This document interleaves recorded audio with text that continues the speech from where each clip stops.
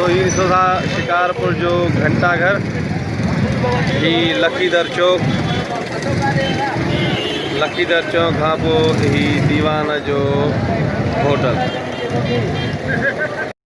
अस्सलाम वालेकुम दोस्तों, हींअर असां मौजूदु आहियूं शिकारपुर में। ऐं शिकारपुर जी हिकिड़ी मशहूरु शइ आहे दीवान जो फलूदो। छो त खटाण जी त सभिनी खे ख़बर आहे, खटाण मशहूरु आहे शिकारपुर जी, पर हुन सां गॾु दीवान जो फलूदो तमामु घणो मशहूरु आहे। हींअर असांजी संगत सां गॾु आया आहियूं दीवान जो फलूदो खाइण। ऐं असांजे कराची जो दोस्त आर्टिस्ट आहे मोहतरम हाकिम खण सां, ही बि असां गॾु आया स्पेशली इन हाकिम दोस्त खे असां खाराइण आया आहियूं दीवान जो फलूदो। ऐं अनकरीब उहो फलूदो ईंदो ऐं तव्हांखे ॾेखारींदासीं। ही असां गॾु मोहतरम ज़फ़र बुकर साहब तमामु घणे शौक़ सां खाईंदो आहे दीवान जो फलूदो। ज़फ़र साहब, तव्हां दीवान जे फलूदे लाइ छा चवंदा?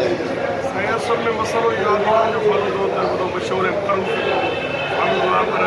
पार्टीशन का जैसे शुरू जो है 40 साल मयार अब हाकिम खंड कराची मायरात वो तो बेहद सुबह तो मिले, पर मशहूर के वास्ते फलूदो कारण भाई कई तरह ना बिल्कुलु हाकिम, तव्हां दीवान जो फलूदो खाओ त तव्हांखे पुछूं था दीवान जे फलूदे जो ज़ाइक़ो छा आहे? फ़िलहाल त तव्हां को कमेंट्स न ॾेई सघंदव, पर तव्हां जहिड़े दोस्तनि चयो त फालूदो हिते बहितरीनु मिलंदो आहे। मां जब खाई ॾिठो वञे भला, वधीक खाई पोइ वरी तव्हांखे दीवान जे फलूदे लाइ तव्हां कुझु चवणु चाहींदो सर? जेतिरे क़दुरु असां शिकारपुर खां वापसि आहियूं, पहिरियां त वापसी मयार बिल्कुलु ज़बरदस्त हुयो। काफ़ी वक़्त खां पोइ अॼु अचणु थियो आहे, ॾिसूं था आज़माए वरी अला मालिक आहे।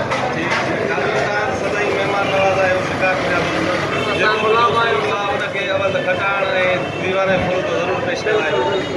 बिल्कुलु इहा सही ॻाल्हि आहे।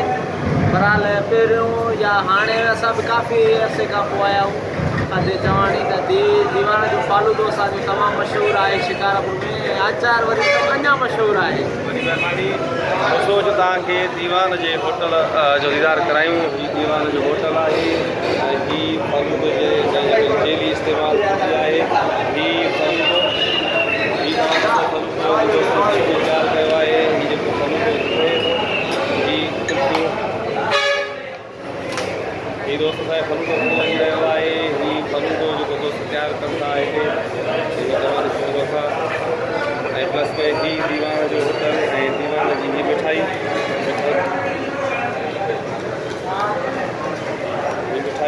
दीवान जो होटल।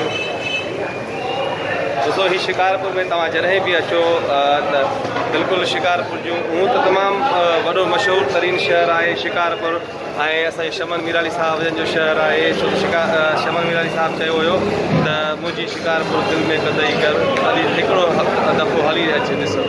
ऐं शिकारपुर में तमामु वॾी मशहूरु शख़्सियतूं आहिनि।